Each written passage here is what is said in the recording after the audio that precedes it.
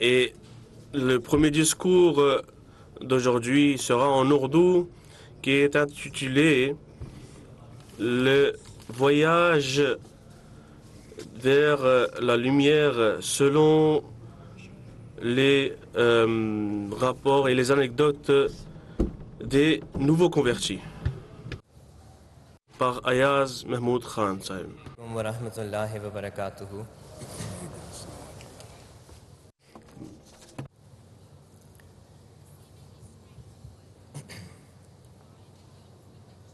أشهد أن لا إله إلا الله وحده لا شريك له وأشهد أن محمدًا عبده ورسوله أما بعد فأعوذ بالله من الشيطان الرجيم بسم الله الرحمن الرحيم وآخرين منهم لما يلحقوا بهم وهو العزيز الحكيم. और खुदा ताला इन्हीं में से दूसरों की तरफ भी इस रसूल को भेजेगा जो अभी उनसे नहीं मिले. वो कामिल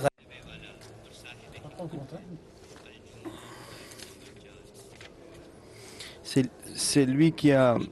Et il sera parmi d'autres de leurs, ceux qui ne sont pas encore joints à eux, et il est puissant, le sage. Lorsque les versets de la sourate Al-Jumu'ah ont été révélés, dans lequel la seconde venue du prophète Mohammed sallallahu alayhi wa sallam est mentionnée, un groupe de compagnons était assis autour de lui. Les compagnons ont demandé au messager d'Allah, qui seront ces personnes parmi lesquelles tu seras envoyé? Ils feront aussi partie de notre groupe. À ce moment-là, Hazrat Salman Farsi radiallahu ta'ala anhu était également présent dans cette assemblée. Le saint prophète sallallahu alayhi wa sallam a posé sa main bénie sur l'épaule de ce compagnon et a déclaré لو كان الإيمان عند الثريا لناله رجل من هؤلاء. C'est-à-dire que même si la foi atteignait l'étoile Thuraya, un homme de son peuple la ramènerait. Et ainsi, le saint prophète sallallahu alayhi wa sallam a fait la grande prophétie de la renaissance de l'islam dans les derniers temps. Après la mort du prophète sallallahu alayhi wa sallam, après la période bénie du califat bien guidé est venue. Et puis l'Oumma a été enveloppé dans une époque sombre où les sages et les réformateurs de l'Oumma ont éclairé comme des étoiles dans le ciel, leur cercle limité, respectivement. Mais ensuite, une pleine lune s'est levée dans le ciel, éclairant à nouveau le monde à travers la lumière du Messie du Siraj al-Munir de l'Arabie. Cette pleine lune était Hazrat Mirza Ghulam Ahmad de Qadian, le Messie promis et le Mehdi promis, alayhi salam, fondateur de la Jamaat Ahmadiyya. La lune qui s'est levée de Qadian était cet homme persan qui a ramené la foi de l'étoile Thuraya à nouveau dans le monde.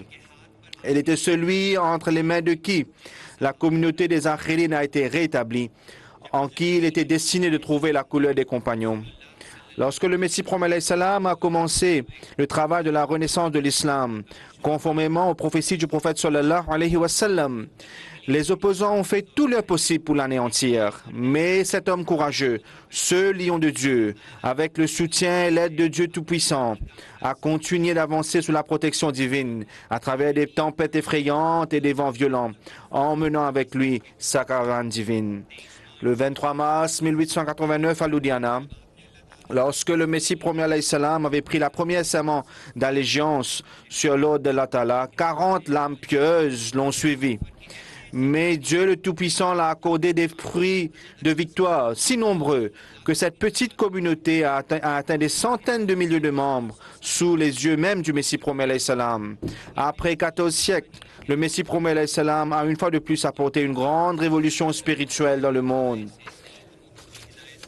Et comme Allah lui-même continue de guider les âmes par divers moyens, malgré toutes les oppositions, Les serviteurs de Dieu se sont rassemblés autour de lui comme des papillons autour d'une lampe. Après le Messie promis, pendant chaque ère du Khilafat Ahmadiyya, des membres dévoués continuent à rejoindre la communauté. Et cela s'est produit encore aujourd'hui. Et pourquoi pas donc? Allah lui-même a révélé au Messie promis alayhi salam que des personnes te seront données pour t'aider, celles à qui nous accorderons la révélation depuis le ciel. À chaque époque, ceux qui ont prêté le serment d'allégeance ont été arrêtés, effrayés, menacés, soumis à des grandes épreuves, chassés de leur maison, dépouillés de leurs biens et même leur vie ont été sacrifiée. Cependant, ces fidèles qui ont prêté le serment d'allégeance étaient les fruits délicieux qu'Allah avait accordés à Hazrat Masih Maud alayhi salam et à ses successeurs. Ils sont restés fermes de leurs engagements, ne vacillant jamais. Envirés par l'amour pour Allah et son messager, ils ont démontré des exemples de sacrifices exemplaires à chaque époque, se liant fermement à l'imam de l'époque. Et ils ont amené une telle transformation spirituelle en eux-mêmes qu'ils ont vraiment ravivé l'époque des compagnons. Le Messie promet alayhi salam a déclaré: bénis est ceux qui ont maintenant embrassé la foi, ceux qui ont rencontré les compagnons du prophète sallallahu alayhi wa sallam. Ils ont été servis la même boisson. Saint celui qui humilie mes ennemis. Aujourd'hui ainsi, écoutons l'histoire du voyage de l'Ahmadiyya qui a commencé à Qadian avec le Messie promis. Les récits inspirants de ces amoureux dévoués qui ont embrassé l'Ahmadiyya à chaque époque et qui ont rejoint cette caravane divine et qui continuent d'embellir leur vie d'ici-bas et dans le delà. Chaque récit est un témoignage vivant de la véracité du Messie promis alayhi salam et une preuve puissante du soutien et de l'aide d'Allah Ta'ala. Le topic de mon intervention aujourd'hui est le voyage de l'Ahmadiyya à la lumière des incidents des nouveaux convertis. Lorsque le Messie promis alayhi salam a revendiqué sa mission par décret divin, les serviteurs de Dieu, à travers divers moyens, ont pu reconnaître le vrai islam et ont pris le balabaya. Parmi eux se trouvait un certain Hazrat Munshi Jalaluddin qui avait vu Hazrat Aqdas alayhi salam en rêve. Et dans ce rêve, le Messie promis alayhi salam lui a donné son nom et son adresse. Après cela, il s'est rendu à Qadian et a eu l'honneur de prêter le serment d'allégeance. On trouve également le cas de Hazrat Halvi Molvi Fazldin Sahib, troublé par les activités des missionnaires chrétiennes et leur attaque contre l'islam, il a prié. Alors, Allah le Tout-Puissant l'a montré une annonce du Messie promis alayhi salam et il a permis de prendre le balabaya. Ensuite, Hazrat Mian Muhammad Sahib Patwari, lorsqu'il a commencé à lire le livre révolutionnaire Brahim Ahmadiyya du Messie promis alayhi salam, il a acquis une foi complète en l'existence de Dieu. Il dit: c'était quoi le Brahim? C'était un océan d'eau de vie, une lumière divine dont l'apparition a dissipé les ténèbres. Hazrat Mian Muhammad Din Sahib ajoute: Brahim Ahmadiyya, la vérité est manifestée quand j'ai lu ce livre. Cette nuit-là, il a offert une longue salade dans un état de concentration profonde. Et cette prière était inspirée par la lecture de Brahim. Et depuis ce jour, il n'a jamais abandonné la prière. Il affirme que cela était en effet l'effet d'un grand miracle du Messie promis alayhi salam. Maulvi Qutbuddin Sahib, quand il a vu Hazrat Masih Maud alayhi salam descendre du train de la gare de Ludhiana, ses yeux se sont remplis de larmes en voyant son visage béni. Son état d'esprit a changé et son cœur a témoigné que cela ne pouvait être le visage d'un homme menteur. Hazrat Mian Abdullah Sanouri a également déclaré que lorsqu'il est venu à Qadian, il n'a écouté aucun argument. Seulement le visage béni du Messie promis alayhi salam fut suffisant pour le guider. Quand le Messie promis alayhi salam a été suscité, il a informé le monde en entier que Dieu n'était pas seulement limité aux anciens récits, mais que le Dieu vivant et éternel monte en cours et toujours des signes vivants qu'à travers lui. Il a déclaré que ceux qui voulaient observer ces signes devaient venir à Qadian et rester dans sa compagnie. Quand les gens ont prêté le serment d'allégeance à Messie promis alayhi salam, beaucoup ont découvert un nouveau Dieu. Les prières de beaucoup ont pris une nouvelle dimension. C'était cela qui a fait tourner les cœurs vers lui. Un changement spirituel sans précédent a commencé à se manifester au sein de sa Jamaat. À une occasion, quelqu'un a demandé à Hazrat Khalifatul Masih Awwal: vous étiez déjà un saint accompli. Quel bénéfice avez-vous eu dans l'allégeance à Messie promis alayhi salam? En réponse, Hazrat Maulvi Sahib a dit: j'ai tiré beaucoup de bénéfices de la bay'a Hazrat Mirza Sahib. Mais l'un des avantages est que, alors qu'auparavant je voyais le saint prophète sallallahu alayhi wa sallam en rêve, maintenant je le vois aussi dans un état d'éveillement. Subhanallah. Et c'est pour cette raison que lorsqu'ils ont reconnu la vérité, en prêtant le serment d'allégeance à Hazrat Masih Maud alayhi salam et ont découvert le Dieu vivant, ils ont fait tous les sacrifices nécessaires sur ce chemin. En s'accrochant à la robe du Messie premier alayhi salam, ils ont été illuminés par la lumière de la foi et sont devenus des étoiles brillantes dans le ciel. Parmi ces étoiles brillantes, il y a un homme saint qui a été guidé par la révélation divine vivant dans la région Khaos de l'Afghanistan, qui comptait des milliers de disciples. Lorsqu'il est tombé sur certains récits du Messie promis alayhi salam, il a immédiatement compris que c'était la personne promise que l'Ummah attendait depuis des siècles et il a accepté le Messie promis des derniers temps. C'était Hazrat Sahib Zada Abdul Latif Shahid Sahib. Rempli de sentiments d'amour et de dévotion, il est parti à Qadian et a bénéficié de la compagnie de son maître pendant 3 mois. Cependant, il savait déjà à travers des signes divins qu'il devrait bientôt devoir sacrifier sa vie. Lorsqu'il était sur le point de retourner vers son pays, une grande émotion l'a envahi, car il savait déjà que c'était sa dernière rencontre. Son maître, ayant également reçu cette nouvelle de Dieu par révélation, était aussi ému. Quand il est retourné en Afghanistan, l'émir de Kaboul l'a fait arrêter. Il a été enchaîné avec des chaînes très lourdes et emprisonné dans des conditions extrêmement difficiles, qui étaient même plus pires que la mort. L'émir de Kaboul lui a offert à plusieurs reprises la possibilité de se repentir en échange de sa libération avec honneur. Cependant, à chaque fois, il répondait que maintenant qu'il avait reconnu la vérité et le vrai Messie, il ne pourrait jamais abandonner sa foi pour aucun attrait mondain. Finalement, sur l'ordre de l'émir de Kaboul, il a été traîné devant une foule immense et enterré jusqu'à la taille dans le sol. L'émir lui a encore une fois proposé de se repentir et en disant qu'il le sauverait s'il le faisait. Mais il a ajouté, ayez pitié de votre famille et de votre vie. Mais avec une détermination et un courage tel qu'une montagne, il a répondu, je ne peux jamais régner la vérité. Quelle est la valeur de la vie? Ensuite, il a été cruellement lapidé et a atteint le rang de martyr. Le Messie promis alayhi salam.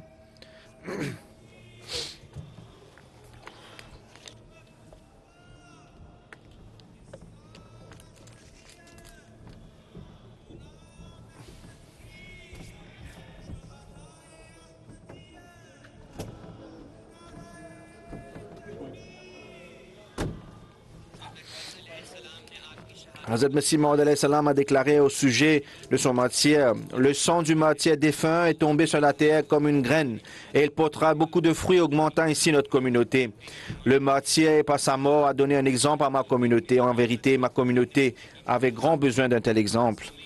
Chers auditeurs, même aujourd'hui dans différents pays du monde, les Ahmadis sont martyrisés de manière cruelle pour leur crime d'avoir accepté l'imam de l'époque. Mais est-ce que cela a déjà ralenti le progrès de notre Jamaat? Absolument pas.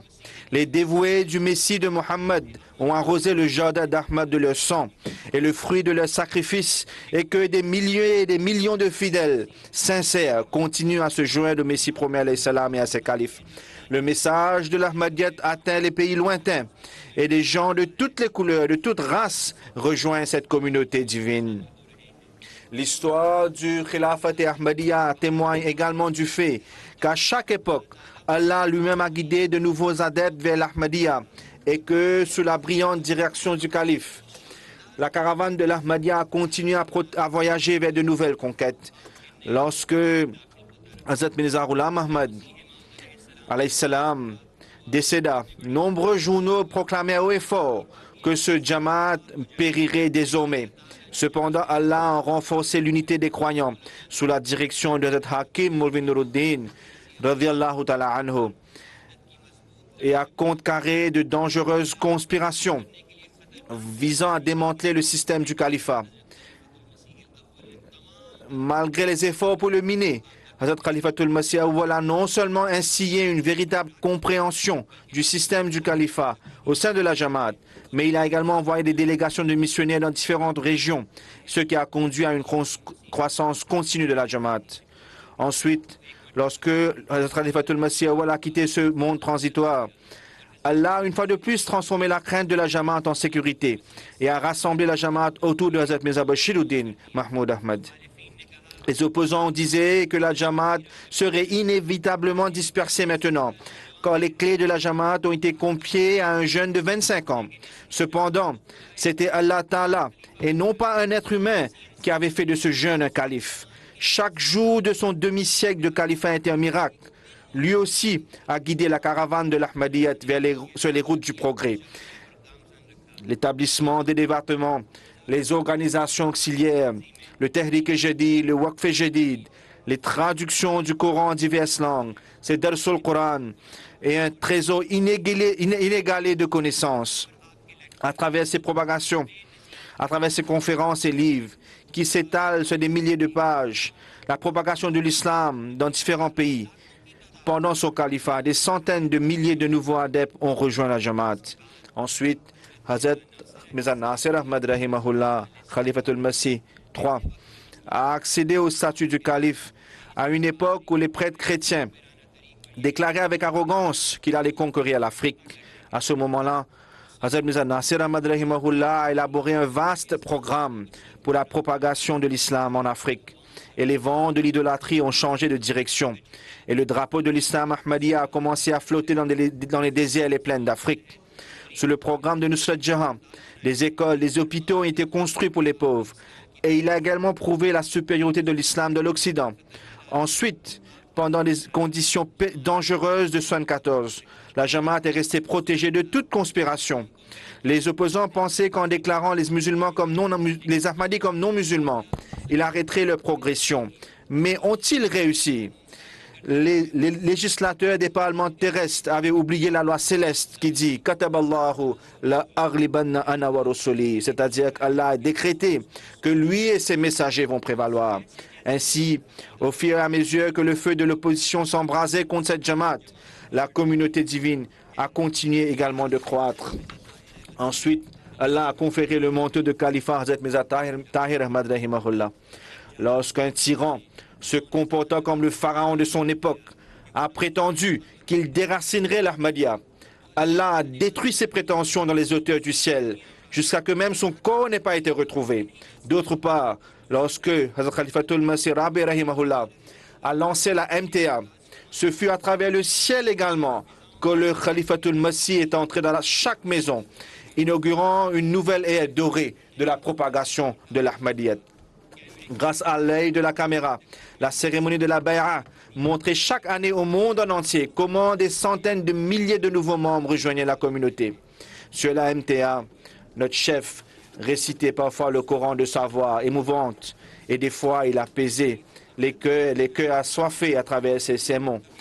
Dans les classes d'Ourdou, son sourire charmant réjouissait chaque cœur, tout en assurant la formation morale et religieuse des enfants.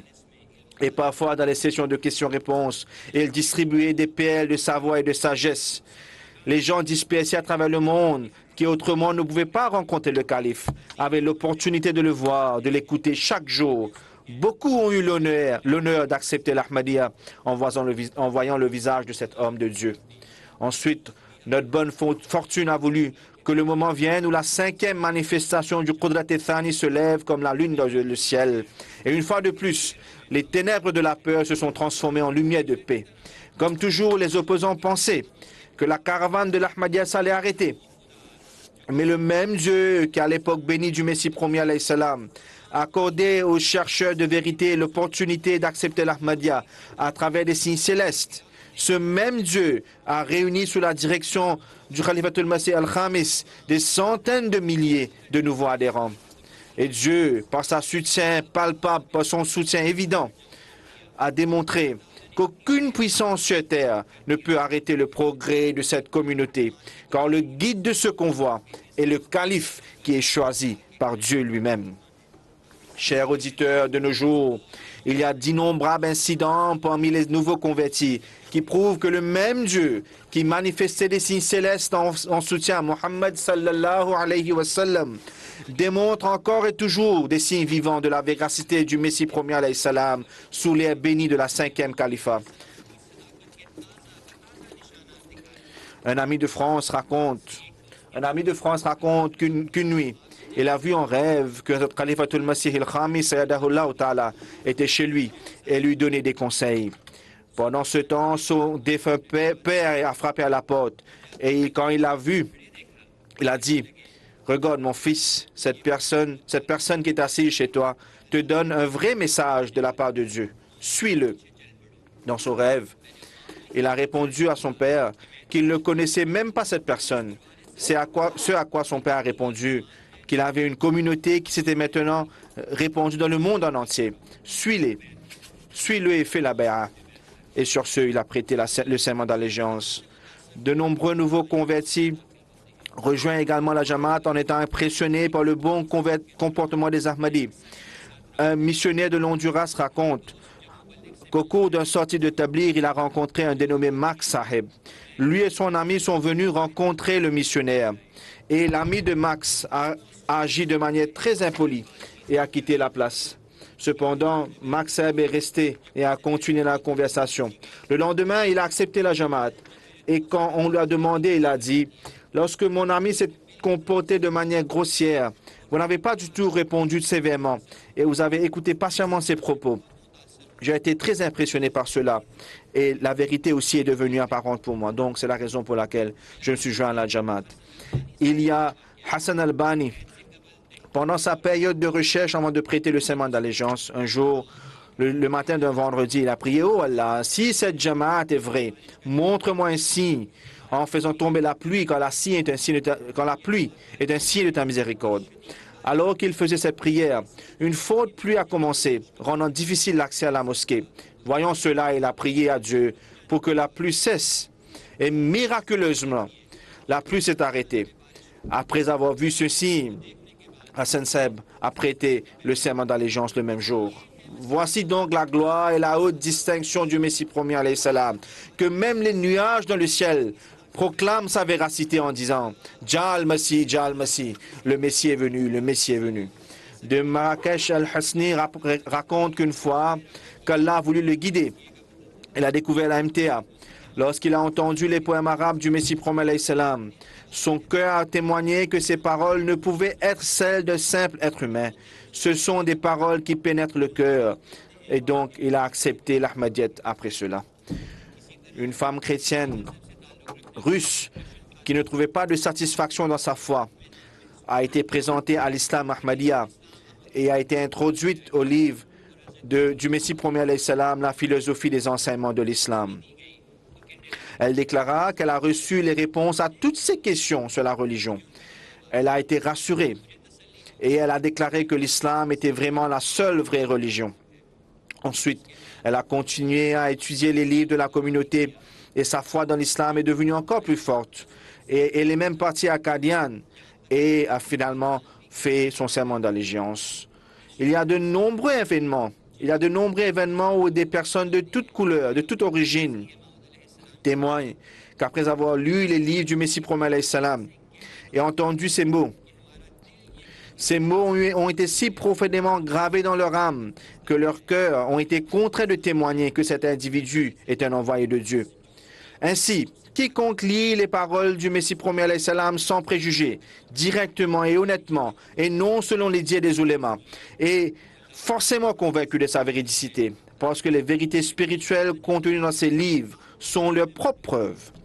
Nos opposants nous traitent d'infidèles, mais la question est, s'ils disent vrai, et nous sommes dans l'erreur, alors pourquoi imposent-ils des restrictions sur la littérature, les programmes et les sites web de la Jamaat?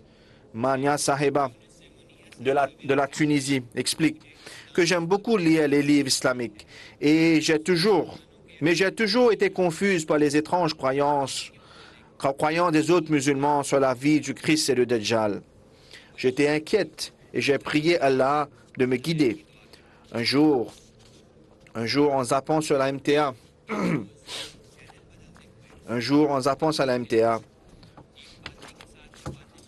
il y avait une discussion sur la mort du Christ, mais avec un prêtre. Mais contrairement à d'autres chaînes, la conversation était très élégante. J'ai commencé à regarder la MTA régulièrement et j'ai découvert que le Messie premier était déjà venu.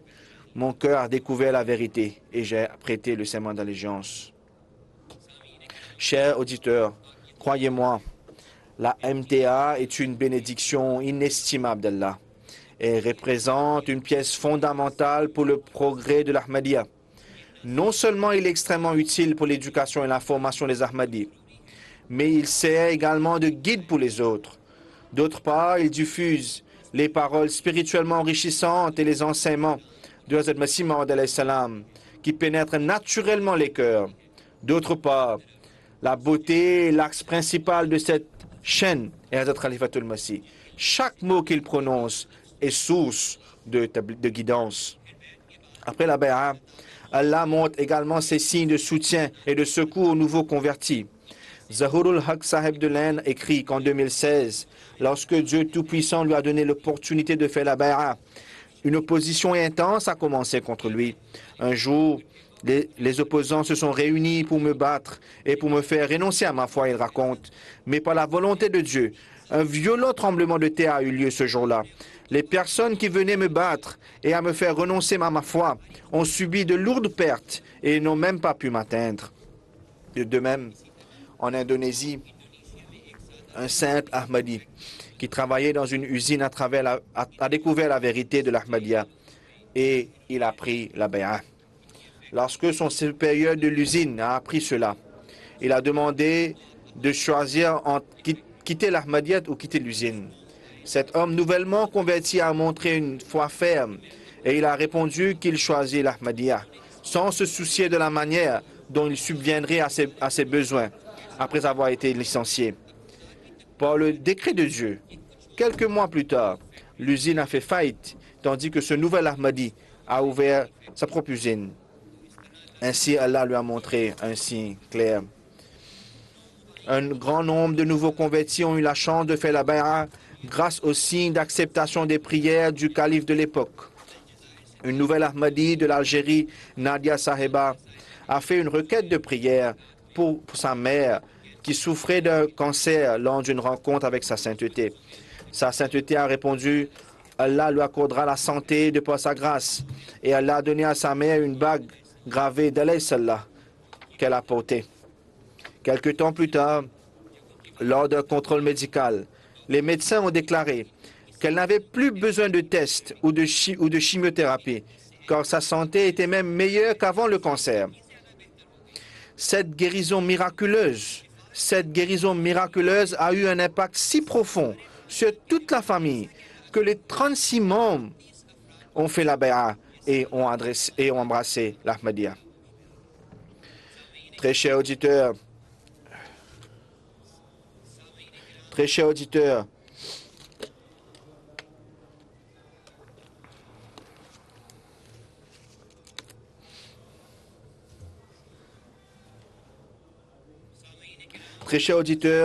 nous entendons parler des histoires de Jésus, alayhi salam, ressuscitant les morts. Mais aujourd'hui, il n'y a plus aucune trace de ces miracles. Cependant, regardez la grandeur du Messie de Mohammed, dont les morts sont ressuscités par son calife et sont présents devant nous. Est-ce qu'on peut voir de tels spectacles et miracles ailleurs dans le monde? Si tel est le cas, que quelqu'un les montre. Il n'y en a pas et il ne pourrait jamais y en avoir. Ainsi, aujourd'hui, toute forme de vie, qu'elle soit spirituelle ou physique, ne peut être obtenue qu'en faisant la bay'a du Messie premier alayhi salam et en se liant au Khilafat Ahmadiyya.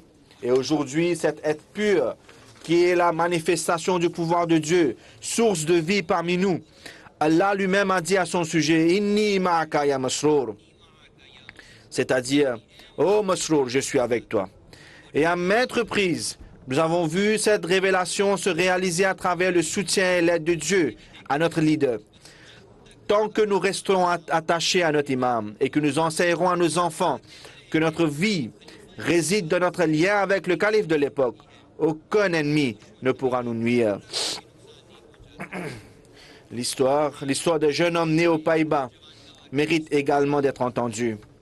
Lorsque Dieu Tout-Puissant lui a donné l'opportunité de faire la bay'a, sa mère est devenue très inquiète, ne sachant pas à quelle secte islamique son fils avait adhéré.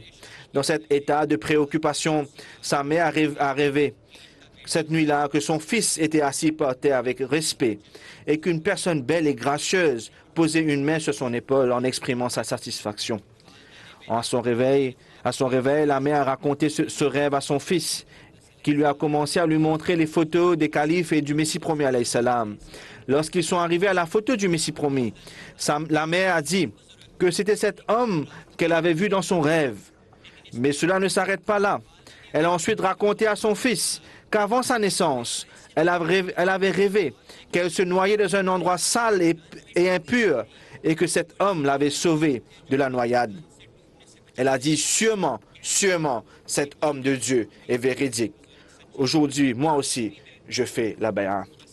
En cette époque, si nous voulons nous libérer des souillures et des ténèbres de ce monde, il n'y a qu'un seul chemin, l'Ahmadiyyat, le vrai islam. Chers auditeurs, lorsque la Jamaat aujourd'hui la Jamaat s'est déjà implantée dans 213 pays, à travers le monde, dans des régions éloignées, le message de l'Ahmadiyyat a parvenu aux gens de toute race et de toute couleur. Le fait que les gens voient en rêve les visages bénis du Messie promis alayhi salam et ses khulafa. Et malgré des oppositions sévères, la Jamaat continue à grandir spectaculairement. Est-ce le résultat de l'effort de l'homme, le progrès quotidien constant de la Jamaat? N'est-il pas une preuve évidente que la Jamaat Ahmadiyya est une graine qui a été plantée par Dieu lui-même, qui est maintenant devenue un arbre robuste? N'est-ce pas un signe clair que l'homme qui avait fait cette proclamation dans le village perdu de Qadian, sans aucune aide mondaine, qu'aujourd'hui cette voix retentit dans le monde en entier, dans les couloirs des grandes puissances et même dans les quartiers retirés? N'est-ce pas un signe que cet homme était bel et bien véridique et un bien-aimé de Dieu? Aujourd'hui, le système du califat est présent uniquement au sein de la Jamaat. Les musulmans ont tout fait pour établir le califat, mais aujourd'hui, leurs intentions ne sont qu'un rêve. Le fait que la Jamaat a continué son progrès sous la guidance du califat pendant 113 ans n'est-ce pas un signe que l'institution du califat au sein de la Jamaat est bel et bien une institution divine? Certainement, c'est une communauté divine qui, conformément aux prophéties du saint prophète sallallahu alayhi wa sallam, continue de progresser et personne ne peut l'arrêter. Le Messie promis alayhi salam nous dit: ô mes chers membres, ô mes bien-aimés, ô mes branches verdoyantes, c'est la miséricorde de Dieu que vous êtes joints à moi dans mon bay'a. Par conséquent, nous ne devons jamais oublier cette grande faveur de Dieu. Si aujourd'hui nous ne faisons pas partie de cet arbre, nous errions dans les ténèbres sans savoir où aller. Le Messie promis alayhi salam dit: j'ai une lampe dans ma main. Celui qui vient à moi en bénéficiera sûrement. Mais celui qui fuit par suspicion et mauvaise opinion sera plongé dans les ténèbres. Je suis la forteresse de cette époque. Celui qui entre en moi sauvera sa vie des voleurs, des pilleurs et des bêtes sauvages. Mais celui qui veut rester loin de mes murs sera confronté à la mort de tous côtés. Et même son corps ne sera pas en sécurité. Qui est celui qui fait partie de moi? C'est celui qui abandonne le mal et choisit la vertu. Celui qui laisse sa malhonnêteté et marche sur le droit chemin. Celui qui se libère de l'esclavage de Satan et devient un serviteur obéissant de Dieu. Quiconque fait cela est en moi et moi je suis en lui. Le Messie promis alayhi salam déclare: venez avec moi, venez à moi avec sincérité. C'est le seul salut. Il y a des bêtes de proie partout. Je suis la forteresse de sécurité. Wa akhiru da'wana anil hamdulillahi rabbil alamin. Islam Ahmadiyyat, Ghulam Ahmad ki, Khilafat Ahmadiyya, Nare Takbir. There's an urgent announcement for the driver of a BMW X5 MFP 3779. It is parked near the scanning and needs to be removed immediately. Jazakallah, if the driver of this car could remove his car urgently. Jazakumullah asna jaza.